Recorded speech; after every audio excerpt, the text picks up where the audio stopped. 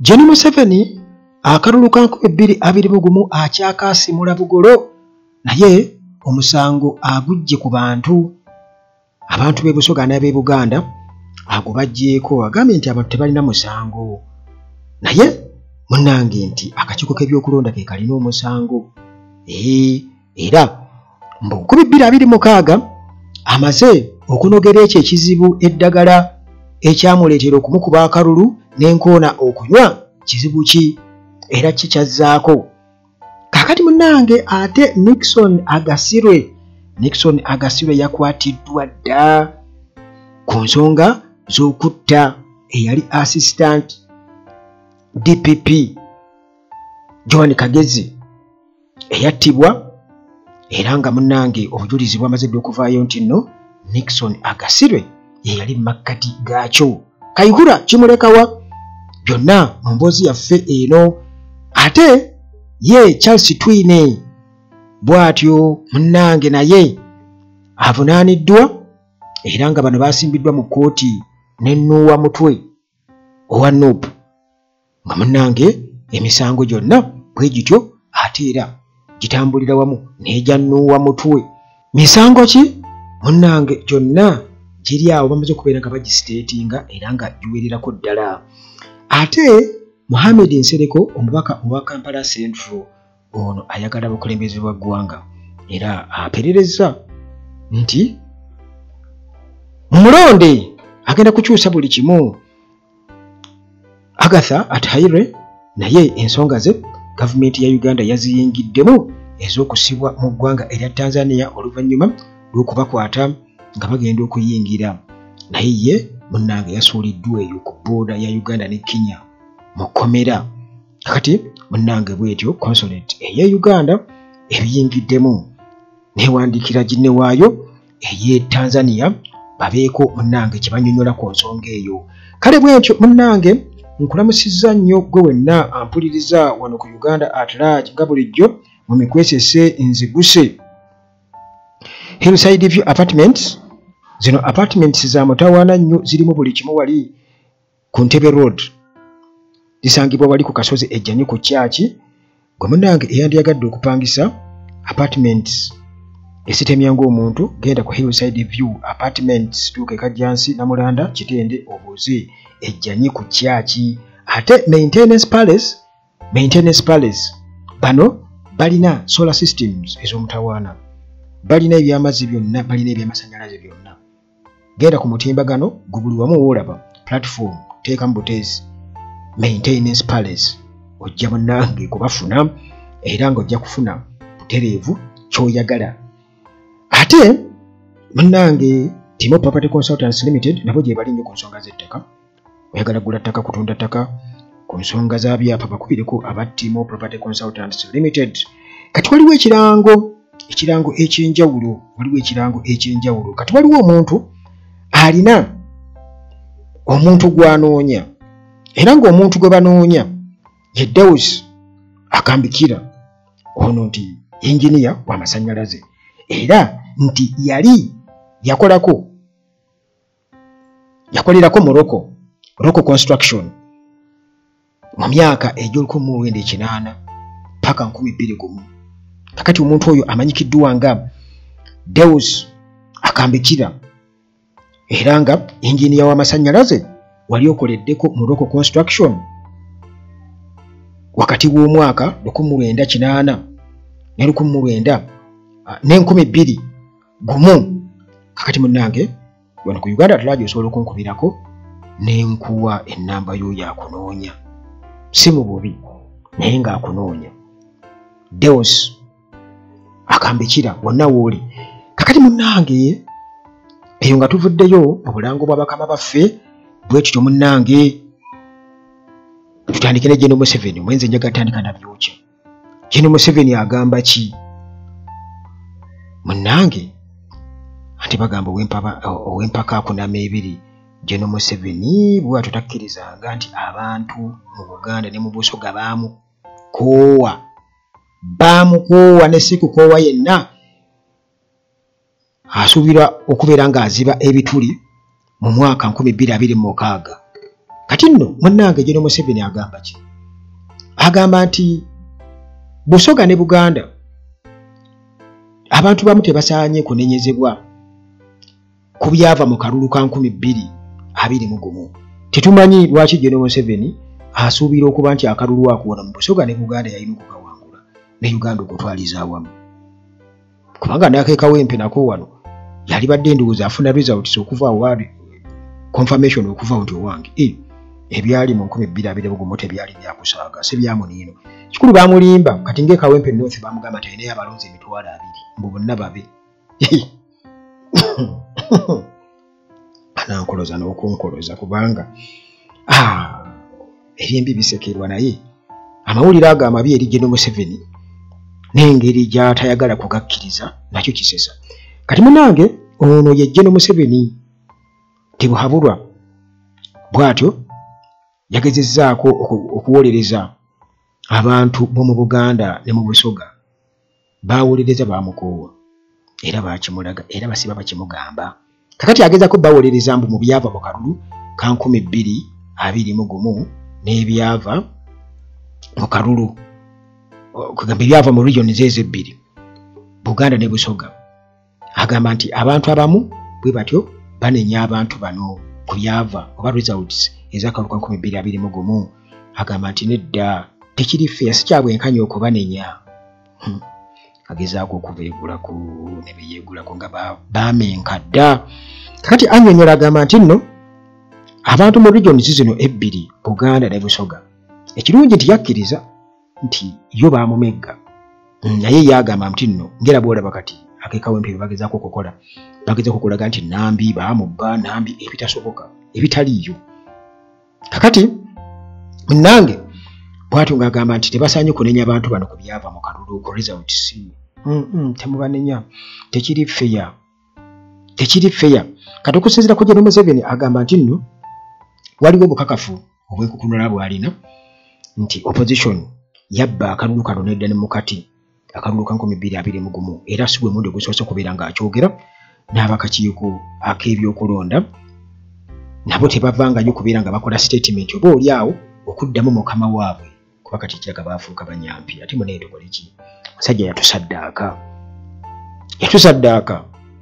Kakati munnange Museveni agamba nti okubba kuno okwakalulu nti kwakolebwa era ekyakoletera okubaawo mbu kwayambibwako abantu abamu mu kakiiko kano ak'ebyokulonda Electoral Commission. Ndoza mulaba General Museveni amala okukozesa akakiiko ke yeerondera. Kakati ayagala kuteekako nti kati akakiiko kano kakolera opposition naye Uganda. Kakati munnange agamba nti bano baleka okubeera nti nno bakwasaganya omulimu gwabwe okakasa nti akalulu kabeera free and fair ne badira akalulu ne batandika okubeera kugamba ne beefunyirira ku kalulu okukabba nga bakabba opposition yewangule era munnange okukakkana nga bamukubya akalulu mu Buganda ne mu Busoga 2021. Museveni alaajana nti baamubba ate baali bagamba akalulu kabbibwa nga bawaabidde omusango bawaabye omusango ddolo n'aguvuluga yali badde agambira bukituufu baakabba tukaddemu. Kakati Museveni alina eddagala lyaleese ery'okuba nti akalulu kategagenda kubeera nga kaddamu okubbibwa. Kakati agamba nti munnange okubba kuno okwakalulu kizibu kinene nnyo era kirina okukoma era kirina okukomekerezebwa era n'akakasa bannayuganda nti temweraliikirira bannayuganda temweraliikirira gavumenti eri mu kunoonya eddagala solution. Kati gwe muganda wange oli eyo olowooza gavumenti enoonya ddagala kumbe enoonya ddagala kulaba nti waakiri kubanga jjukira nti luli baatukakasa nti Bobi Wine yafunanga obululu 8 nga Museveni afunye 5 nga baddira 8 nga babuwa Museveni nga Bobi Wine bamuwa 5 oba n'okubumuwa bwonna Museveni naye n'akakasa n'agamba oba nakola ekyo ono ne bamulangirira mu kifo ekyo ne percentage eyo kitegeeza singa tetwasena nga twasenanga ejjiiko nga zenkanangana nga temuli kusukkulumyako kiki ekyali ntuuseeko Museveni waabitibwa wabulo bwabwe. Kakati munnanga tugenda mu protest vote jukira nti kino kyeraliikiriza nnyo ensi yonna kubanga Museveni gwe bamanyi obulungi ennyo balabira ddala nga mu butuufu alabika ayinza obutasimattuka protest vote. Kakati General Museveni bw'atyo ategeeza bannayuganda kitebeeraliikirira kubanga gavumenti yamaze okubeera nga enoga eddagala. Era agamba nti okakasa kino okulonda okw'omu maaso kugenda kuba kwa mazima na bwenkanya. Museveni jjukira nti olwedde baali bamugamba dda nti akakiiko kano ak'ebyokulonda kabeeremu ba stakeholders bonna, so siggwe kubeera nti olonda bw'oyagala. Kati alonda b'ayagala baasasula baalagira ate n'akukakasa nti ate ba opposition bamubba. Bamugamba nti leka akakiiko kabeeremu abantu bonna, leka kabeere nga kali independent, kutunula butunuzi balonde. Museveni yagaana. Kati amaze okubba n'avuluba n'akalulu, ensonyi bw'atyo munnanga azifudde okwekaza. Kakati agambye mbu eddagala lyaleeta bagenda kweta kibayita biometric voting system. Bagenda kweta kibayita biometric voting system. Gulumala okulonda wali nga oteekamu ekinkumu, bagenda kukozesa fingerprints. Era oba okukozesa physical features endala zonna okakasa nti ddala eno ye identity ey'omulonzi. Basobola okukozesa ekirala kyonna kyonna oba amaaso n'otunulamu bw'oti mu ngeri efaanaganako bw'etyo oba ekinkumu. Kakati mbu kino kigenda kuyambako okubba obululu okubeera nga kuggwaawo era n'abantu okulonda emirundi ebiri. Kati General Museveni alowooza nti abantu baalonda emirundi mingi, baalonda kikwadde obululu bwe bakitegeeza nti obuli mu Buganda bwali bwoba bwekubisaamu emirundi, ndowooza kyagezaako kutegeeza kubanga omuntu aba alonze emirundi ebiri kiba kitegeeza nti kusinziira bw'obalabala abalonzi n'abo bwe musobola okuba nga taanaapu bweti kitegeeza nti waliwo omuwendo ogwekubisakubisaamu emirundi egiwerera ddala nti abalonzi musobola okuba polling station emu nga mulaba baali bwe bati ate kati balonzi bwe bati baali 10 ate balonzi 2. Kakati munnange ebyo biri awo nti ekyo bakireeta baleeta biometric voting system. Museveni ye yeesibyeko era asuubira okuba nti yegenda okukola naye nga tunaba kubeera nga tugenda ewala kuba ne mu mboozi zaffe endala. Mu mboozi eno nze kyendowooza kubanga jjukira nti mu kiseera ekyo Museveni yajjako internet twalondera mu kizikiza, buli kimu kyali kifevarenga ye, embooko efuuse embuuko, tulondera mu kizikiza. Ab'oludda oluvuganya abakuuma akalulu bonna baabakwata ne babaggyako buli kimu kye basuubira okuba nti kyali kiyinza kukola ng'obujulizi.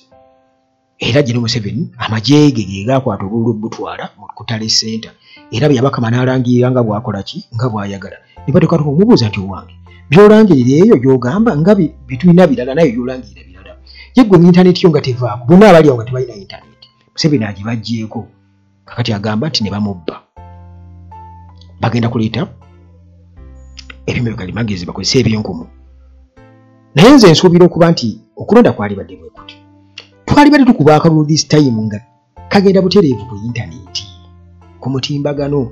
Katugeze nga waliwo ekibanja kuba Sefutiya basobola okumuzimba. Era bwe tutandika okugamba nti tutandika okubeera nga tuteekawo we balondera ebyuma bisonge nga tunabagenda mu kulonda bisobola okuba nga already weebiri nga bikuumwa bwitiri biri. Bafuuti soldiers wali basobola obikuuma.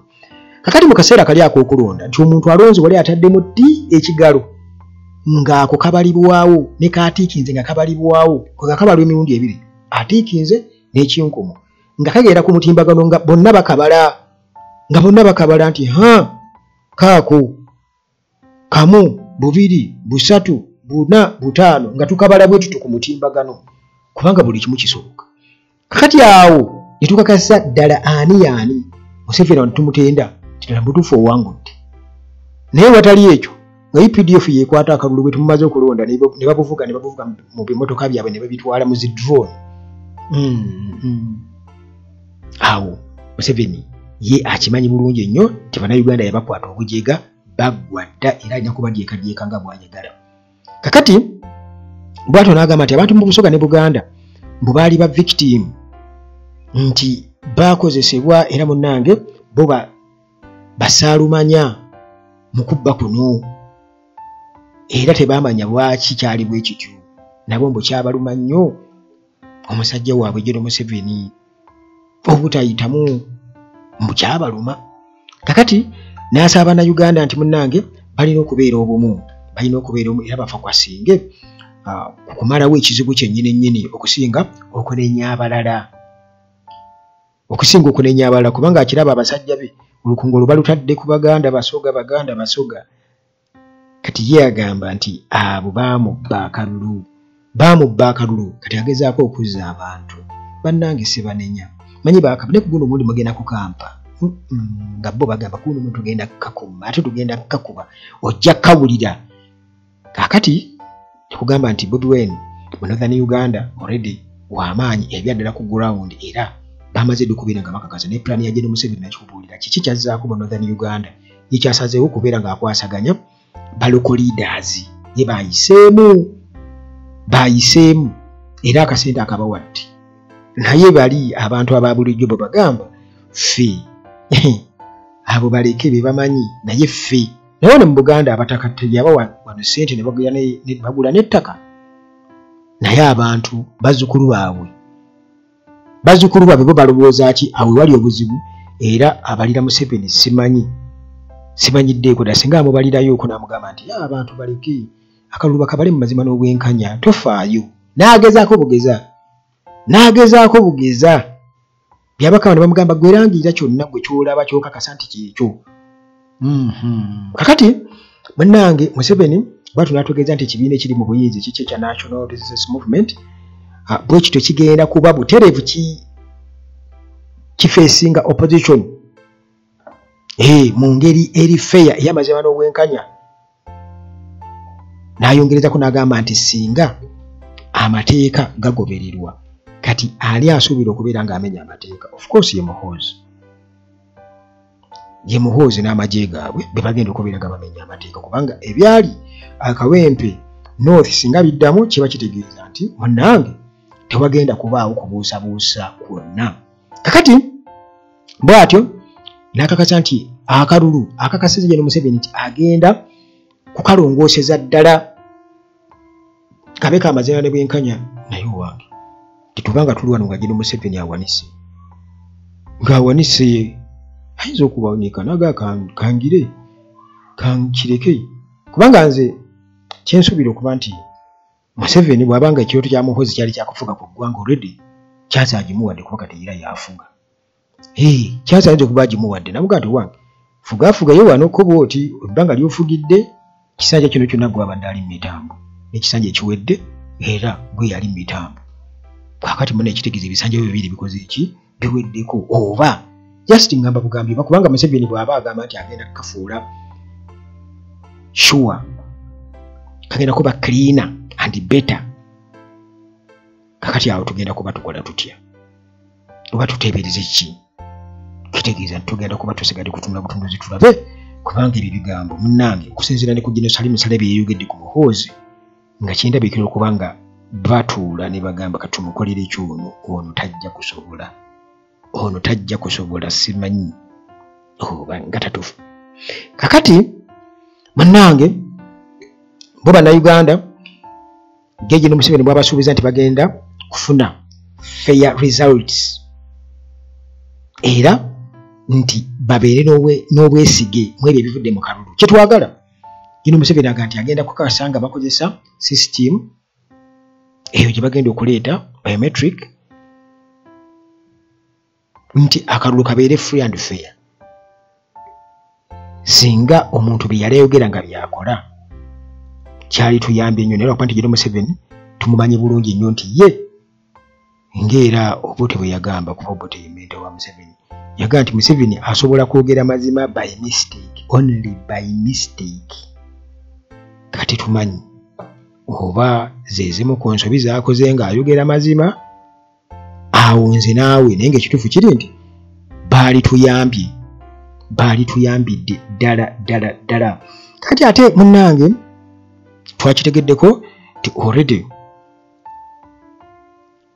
abajulizi oba abo be baakwata mu kikolwa ekyokuba nti nno batta abali ku bw'obutujju abatta assistant DPP Joan Kagezi oludde munnange eyasika emmandusa amaze kubeera ng'akakasa nti Nixon Agasirwe ye yabatuma omulimu guno era nga kino bwe munnange ampuliriza kiyinza okubaako ne implications empanvumu kubanga jjukira nti ono yaliwo ku mulembe gwa Kayihura ate nga babavunaanako era ne Kayihura ebintu ebikwatagana na mmundu era nga yali akwasaganya ebyemmundu era nga yatuuka n'okuba ng'awa abantu emmundu abalina kubeera nazo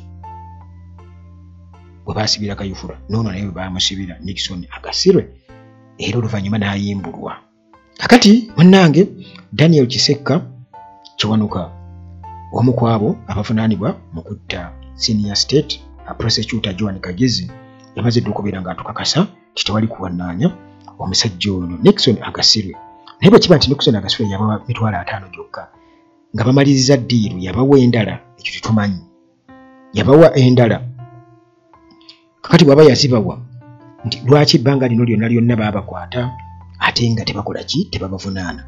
Kakati munnange tulinze okulaba Nixon ono Agasirwe kubanga abantu bagamba nti still nti oba intelligence yennyini oba poliisi yennyini oba amagye gennyini mwe muli ate abatta. Kati omuntu akulira embeera eyo bw'abeera nga yali mu butemu kiba kitegeeza nti kakati agenda kutandika okukwata abantu abatalina musango okusobola okubuza obujulizi. Era tulaba abasiraamu bangi bakwatiddwa, abasiraamu bangi bakwatiddwa ku nsonga eyo. Kakati munnange ebintu ebyo biwanvu nnyo. Kakati munnange ono tukimanyi bulungi mu kiseera ekyo ye yali akwasaganya special units era nga yali akwasaganya special unit era nga eno yali yaweebwa omulimu okubeera nga munnange cracking down criminal gangs wano mu ggwanga. Kumbe naye okusinziira ku bujulizi obwaweereddwa kumbe naye criminal number 1. Kakati ensonda zigamba nti olere bamaze dde okubeera nga bakakasa mu kunoonyereza era nga banoonya ensonga ddala okubeera nga bagituukira ddala ku ntobo baginoonyerezaako. Kakati Agasirwe ono eyali omuyambi wa eyali Inspector General of Police General Kale Kayihura era nga mu nsonga zino nga bwe nakutegeezezza nti si mupya mu nsonga zino era nti yamalako akaseera mu kkomera oluvannyuma lwa internal investigations mu poliisi okubeera nga bakondakitinga omusango gwa Kayihura n'embeera ku mulembe gwa Kayihura biki ebyali bitatambula bulungi nnyo. Kakati munnange erinnya lye bwetyo lirabika mu files eziwererako ddala era nga zonna zeekuusa ku kukozesa bubi woofiisi era nga kuliko okuzza Abanyarwanda e Rwanda mu ngeri emenya amateeka. Abanyarwanda abadduka ba refugees abadduka okuva eri abajja eno mu Uganda okubeera nga basiikinga asylum abanoonyi b'obubudamu nga baagala nange okudduka enjiga y'e Rwanda. Kati Kayihura yabakwatanga n'abazzaayo Nixon naye nga ali awo ku kido ayambako mukama we. Kakati munnange bino byonna byaliwo mu myaka egyo 2010 emyaka egyo awo. Kakati bino byonna okubeerawo nkugambye nti tulabye abantu nga bawa obujulizi era ne forensic report yagamba nti okusinziira ku kuttibwa kwa Kagezi bagamba nti emmundu yakozesebwa nti yakozesebwa n'omukutta abanene ba Sheikh mu Busiraamu okuli Sheikh Mustafa Bahiga wamu ne Sheikh Hassan Kiria. Emmundu y'emu bwe yakozesebwa era Jeri Museveni bw'atu yatukakasa n'atugamba wano juzi nti era emmundu simanyi yakozesa kuba Kagezi ye yakubye ne Katumba Wamala ne mujjukira bulungi nnyo. Museveni yali abimanyi ebyo byonna nga abimanyi. Kakati munnange bino bira byaliwo 2010 na 2015. Kati security agencies essaawa eno bali mu kutunula mu nsonga zino ddala Agasirwe yali mu multiple murders ezo mu butemu bw'enjawulo mu biseera ebyo yabeerera mu poliisi wansi wa Kayihura, oba nti yakozesebwanga proxy kwegamba nga alina omuntu omulala ate yamuyitiramu okusobola okubeera nga amugirawo abo bonna. Kale munnange ku mulembe ogwo twalaba abantu nga bakubwa amasasi ebyaddala. Bakaweesi yeyaggulawo ndowooza okw'ekika ekyo, kati n'abaana ne bajja nga bakubwa mu nkuba etategeerekeka.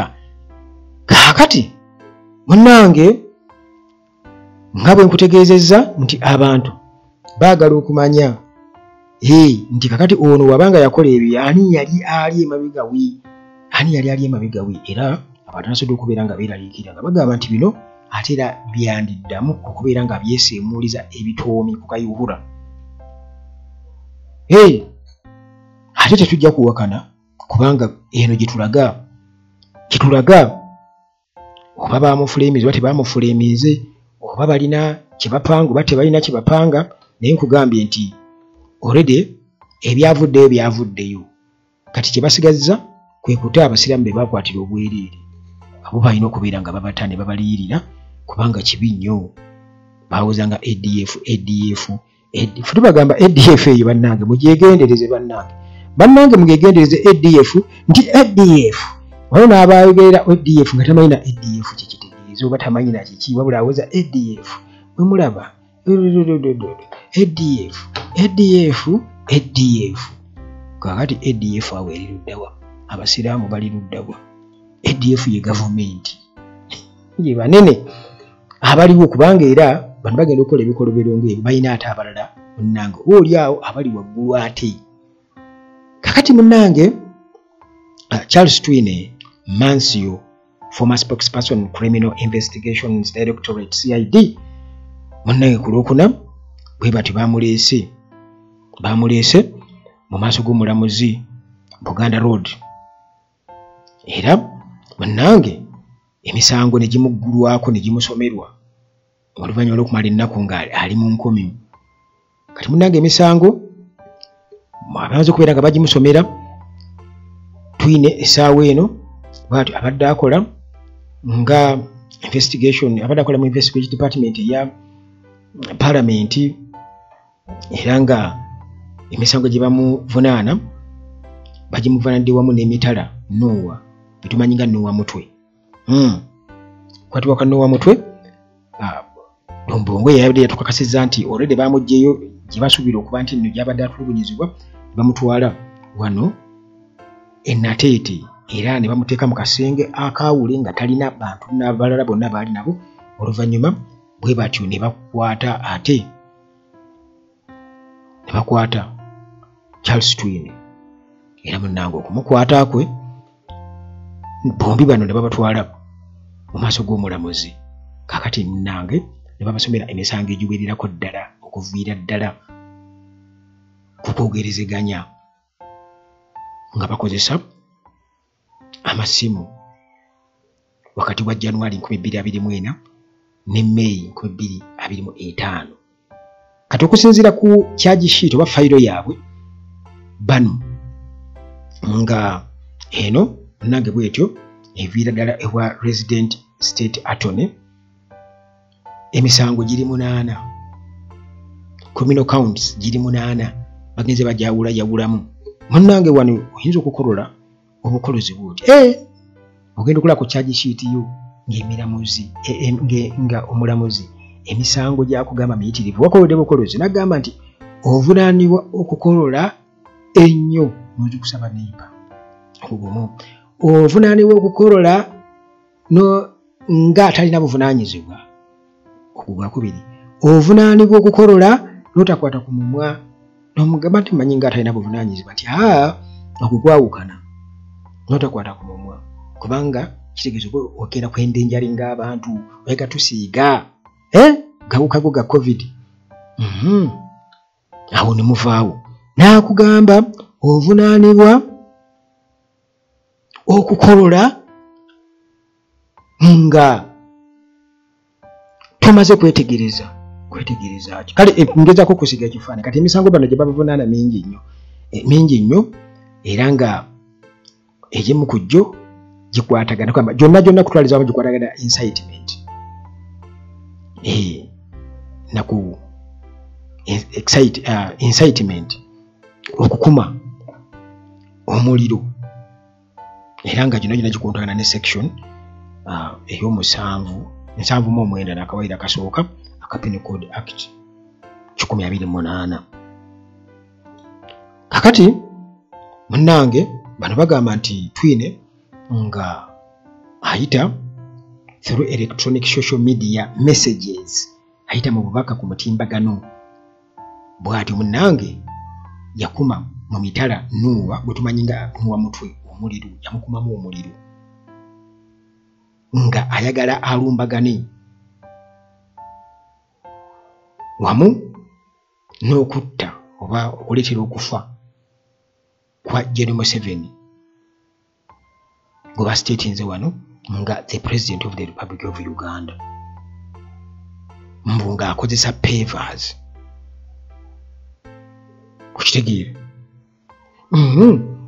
Kati mu account endala katuli ku misango bagimenyaamenya nti Twine kigambibwa okuba nti era yakuma omuliro mu mitala Nuwa mutwe okubeera nti nno yali ayagala atte Muhoozi Kainerugaba. Ne bongerezaako nga bagamba nti nno era Twine ono bwe twogerako ali ku misango egya hate speech under section 26 section 1 subsection C ne 2 byonna ebyo nga biri mu Computer Misuse Act. Nti ono yatandika okwogera ebigambo ebiyinza okuvaako abantu okukyawa oba yayogeza obukyayi nga munnange byonna abyolekeza ani Right Honorable Anita Among, Speaker of Parliament, era ng'agamba nti ono yamulifaringako nga rotten human being, omakazi eyavunda, omuntu eyavunda era nti yasinze okubeera nga ateeka ssente mu kutta abantu wamu n'okukola effujjo mu Kedia district. Bino nkwe biri ku charge sheet saagala oŋŋambe Uganda Atalagi biri ku fayiro eya Twine. Megati waliwo abantu abamu nga ayinza okugenda kakati ebyo biri ku fayiro byenkubuulira sibijja mu kunoonyereza kwange nabuuziza ne baŋŋamba bino biri ku ki? Biri ku fayiro, tebikyali ku kubuusabuusa nti oba ensonda zaatugambye baabimusomedde mu kkooti. Kakati munnange era nga information eno nga basuubira okuba nti yali yinza okuvaako obukyayi oba n'abantu okubeera nga ate bakyukira Anita Among nga Speaker wa Parliament okubeera nga munnange bayinza omukolako n'obulabe. Kakati era mu misango egyo aliko n'omusango ogwa malicious information under section 28 kawairo akasooka n'akookubiri mu tteeka lyerimu mu act y'emu. Nti ono yasaasaanya obulimba, information ey'obulimba n'ekigendererwa eky'okwonoona eky'ettima nga ayagala kwonoona kusiiga bituumi era nga munnange nti eno gye boogerako nga information ey'obulabe ennyo eyinza okuvaako okukyayisa omuntu n'okumukoseza ddala nti eno nti yagiyisiza mu kompyuta ng'era ekwatagana ku Right Honorable Anita Among era ng'agamba nti rotten human being. Kakati aho bano bwe batyo nga bagamba nti still era n'akwatana ne ku Deputy Speaker Tayibwa Twine gwe yagamba gwenyumirako nga Emane Laundra. Abasajja munnange abeekomya omusimbi guyitira mu bbo ne bagukyusa mu ngeri yonna ne bakola investments ezibuzaabuza banyaga omusimbi mu paalamenti naye abantu beekalakaasa ku kintu ekyo era si kipya bwe kibanga gy'emisango gyemiwona na sinnalabawo omusango nga sinnagulaba kubanga bino bye boogera bituufu byonna kaakati onnange bwe kiba nti kati tuze kati kuvuma General Museveni oba be basinga okuvuma bano kubanga tulaba Muhoozi tagambwako ekisooka ate nga avumye Bafuni avumye Crowns avumye talina kyatavumye kakati munnange era nga bagamba ono yatuuka n'okuvuma Muhoozi Kainerugaba yamuyita kivumo nga yamuyita fat pig and a crook yamuyita ekibizi ekinene ekitalina bwenkanya n'amazima kibizi ekinene fat pig kakati munnange era kigambibwa okuba nti ono teyakomaawo n'atuuka n'okuyita James Birungi yamuyita omussi era omuntu atalina mazima na bwenkanya omuzi w'emisango criminal ono era n'atuuka n'okubeera nga bagamba nti Twine ng'ali wamu ne munne n'owamutwe be batyo nti beegatta okubeera nga basuubiza okubeera nga bakola ebikolwa ebigenda okubeera nga bikuba mu bantu omuliro era nga baagala mbu General Museveni wamu ne Muhoozi Kainerugaba Chief of Defence Forces okubeera nga abantu batandika okubeera nga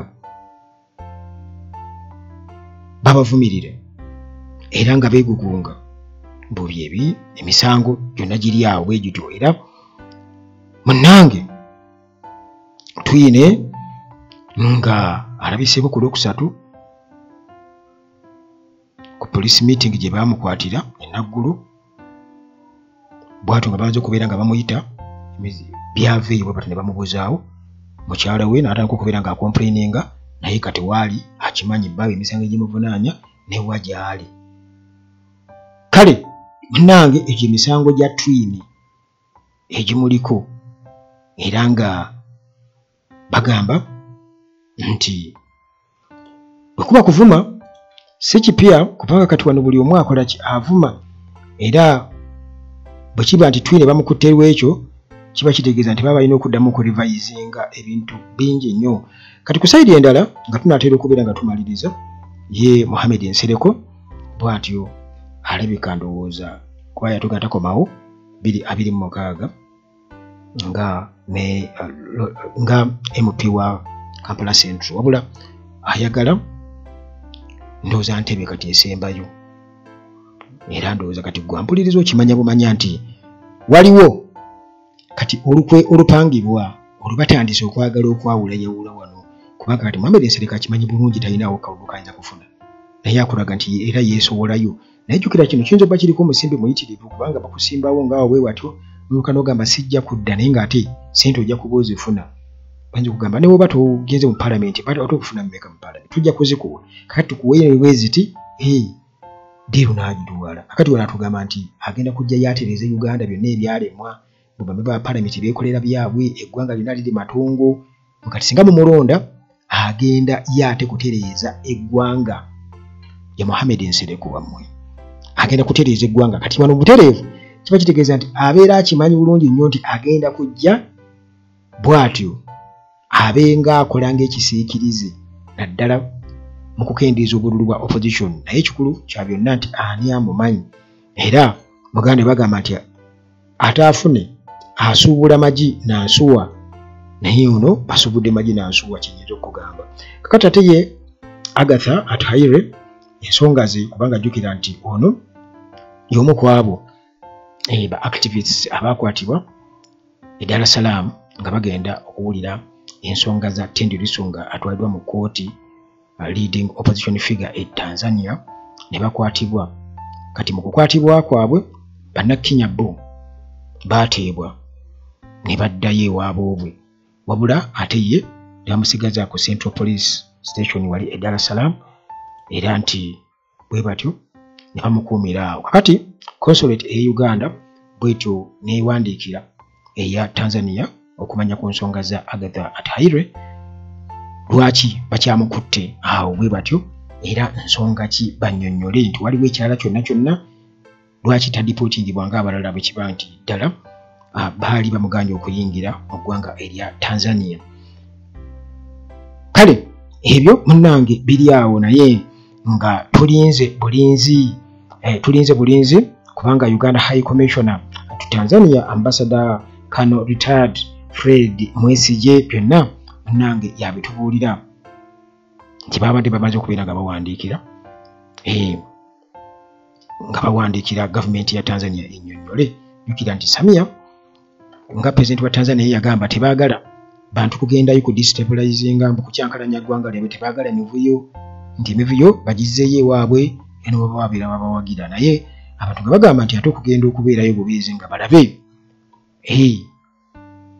lwaki omuntu kati balabe ensonga z'omuntu asuubira okuba nti naye era atulugunyizibwa Tundu Lissu, balabe kiki lwaki ddala ye ali bw'atyo mu mbeera efaanaganako bwetyo, emisango gye bamujootekako misango ki. Ekyo tekitegeeza nti nno ate babeera balinyiridde eddembe oba baleese emivuyo. Kati ekyo munnange kiri awo, tetunnaba kufuna communication kuva eri gavumenti ya Tanzania kubeera nga eddamu, naye nga byonna tujja kuba tubifuna butereevu tumanye bano bategeeza ki era baagala ki, kubanga tukimanyi kimu tebaagala kubeera nga amawanga amalala geyingiza mu nsonga zaabwe nga Tanzania. Sigenda kusukkawo nnyo wano, atusinkana ate mu mboozi zaffe eziddaku wano ku Uganda Atalaga nga bulijjo akuume.